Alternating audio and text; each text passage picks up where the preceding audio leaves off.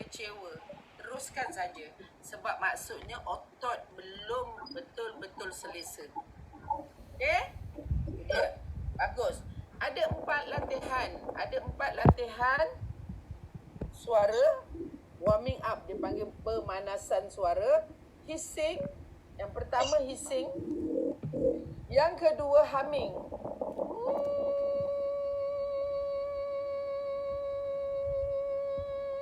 Maknanya bila kita humming tu, kita tutup mulut, buka mulut, tutup mulut, buka mulut. Bunyi tak boleh berubah.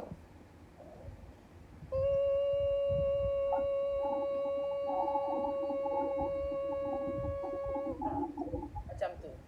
Saya akan kongsikan bunyi-bunyi ni dengan dalam apa ni? Dalam WhatsApp saya dengan saya ber-WhatsApp dengan ni ke? Dengan saya. Ya betul lah tu. Jadi saya akan kongsi, nanti you kongsikan dengan orang lain. Sambil-sambil buat terus saya kongsikan. Okey, sebab kadang online ni ada bunyi yang tak boleh dengar. Jadi saya, kalau kita humming,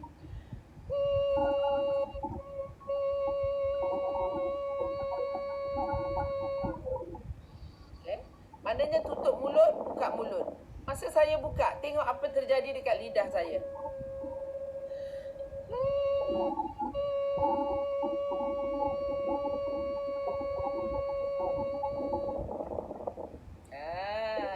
So kan semua kena tengok kan. Maknanya bila cikgu buat, tengok. Bila buka mulut, lidah kena berada betul-betul dekat bawah, relax. Lidah tak boleh kalang kabut, terapung-apung. Ya, itu di antaranya. Okey. Semua latihan tu mesti tenaganya jauh.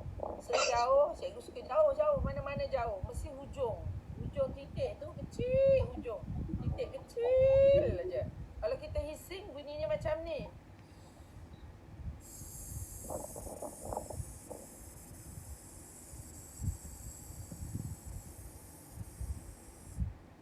Okey, supaya bunyi dia tajam. Kalau bunyi dia tak tajam, saya bagi contoh bunyi yang tak tajam, dia macam ni. Dia kendur. Oh ya, sorry. Ada bunyi bila saya bercakap, dia keluar.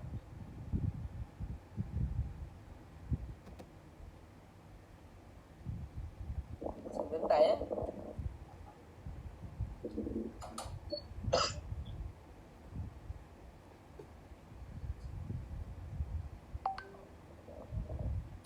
Okey. Jadi bunyi yang kendur tidak dapat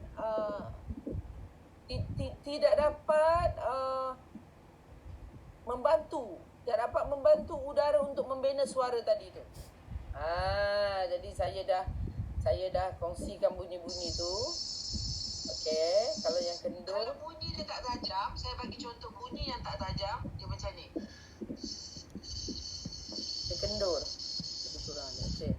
Okey, itu dia proses dia. Okey.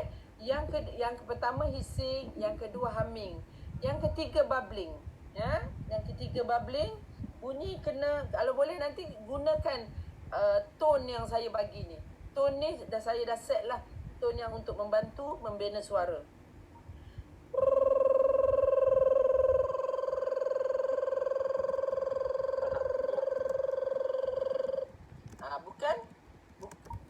Bukan tak mau yang rendah tu. Okey. Dan yang keempat ialah tongue trill, lidah kita.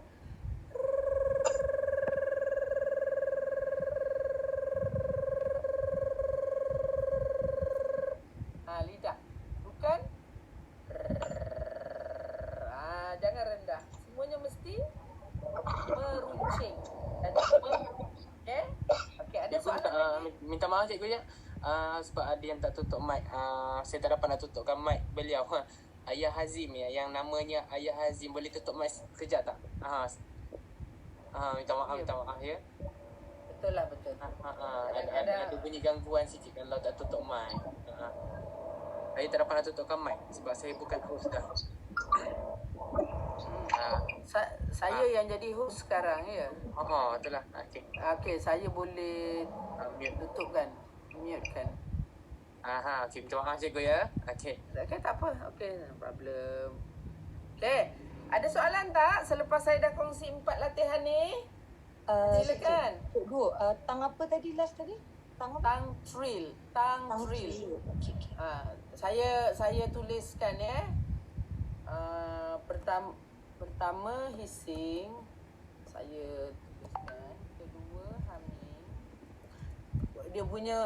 Dia ini pakai bahasa Inggeris. Kalau pakai bahasa Melayu, translate ajalah. Ketiga bubbling.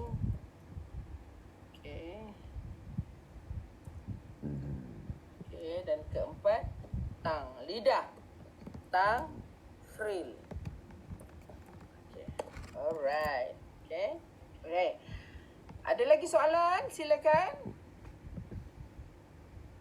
Kalau kita tak soal, saya bukan tak boleh bagi. Tapi dia tak dapat apa yang anda mahu.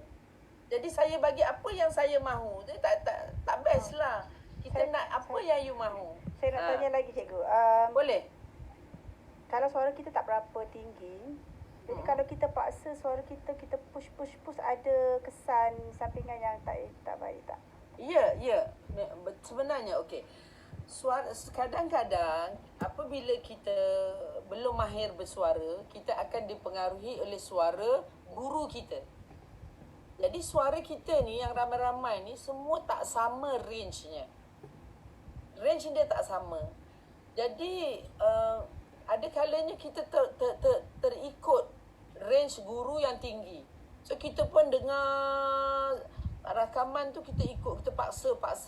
Tapi dia bukan range kita. Orang kata nada tu bukan nada kita lah. Key lagu tu bukan key lagu, bukan key suara kita. Memang boleh mencederakan vocal cords. Boleh abuse apa? Mencederakan lah, abuse. Ya. Boleh mencederakan vocal cords lah. Vocal cords tu apa? Vocal cords itu ialah alat yang mengeluarkan bunyi tadi. Vocal cords.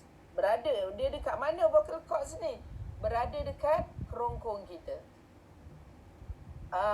Vocal cords ni, subhanallah, Allah hebat betul lah ciptaan dia ni nak cakap. Saiz dia CORDS. Vocal cords ni saiz dia besar, saiz dia sama dengan kuku ibu jari tangan kita. Subhanallah.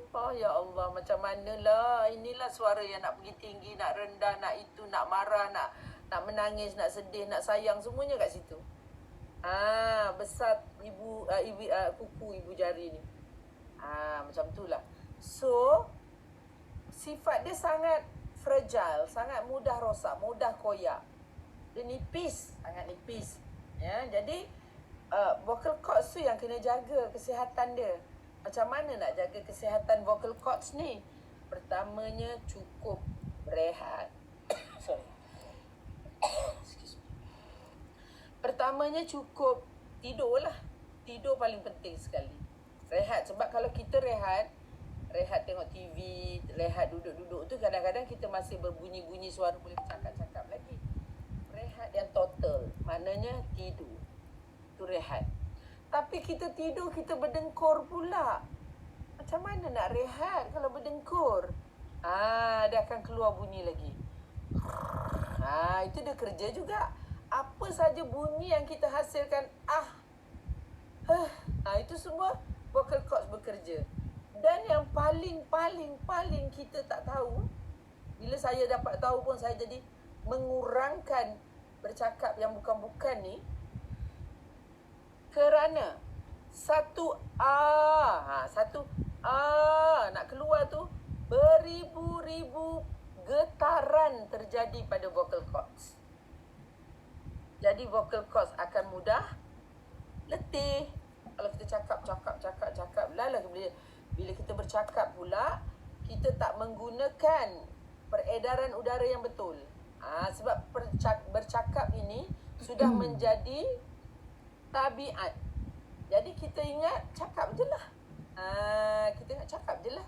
Tak payahlah nak tarik nafas, tak payah nak peduli apa-apa. Tak boleh. Sebab kalau dalam buku vokal, kami pelajar-pelajar vokal pun, dia dibagi tahu ialah suara akan lebih cepat rosak dengan bercakap. Bukan dengan menyanyi atau mengaji. Dengan bercakap. Sebab kita menyanyi dengan mengaji ni tak guna banyak macam bercakap. Bercakap ni bangun tidur pun dah cakap dah. Maksudnya kita guna suara secara peribadi lah. Peribadi, bangun-bangun aja. Kita nak apa ke bercakap dengan family ke. Bangun kejut adik, kejut mak, kejut bercakap. Nak suruh orang sarapan. Lepas tu kita nak solat. Solat tu dah bersuara. Semua tu kena digunakan teknik vokal tadi tu. Pelan-pelan kita belajar, insya-Allah. Satunya pernafasan. Setiap kali kita nak bercakap, tarik nafas. Kena sedar. Tarik nafas tu kena sedar. Tidak boleh sambil-sambil. Tak tahu. Seperti kita menarik nafas hari-hari untuk hidup. Kita tak perasan. Sedut keluar, sedut keluar, sedut keluar. Dan bila kita nak ngaji, baru kita baru nak fikir. Jadikan menarik nafas ni satu perlakuan yang kita sedar dan jadikan proses itu sebati. Sebati. Hari-hari praktis, hari-hari. Tidak ada jumpa cikgu dapat ilmu, dah besok minggu depan baru tanya lagi. Tak boleh. Terus buat latihan tu. Dia tak ada pukul berapa sampai pukul berapa waktu bila tak ada. Cikgu punya fikir senang aja. Ingat buat, ingat buat, ingat buat. Kalau satu hari 100 kali kita ingat, 100 kalilah kita buat. Dan paling pendek latihan ini 1 minit sahaja. Paling pendek.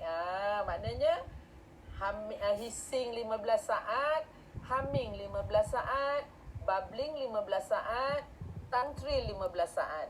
Jadi ada 1 minit.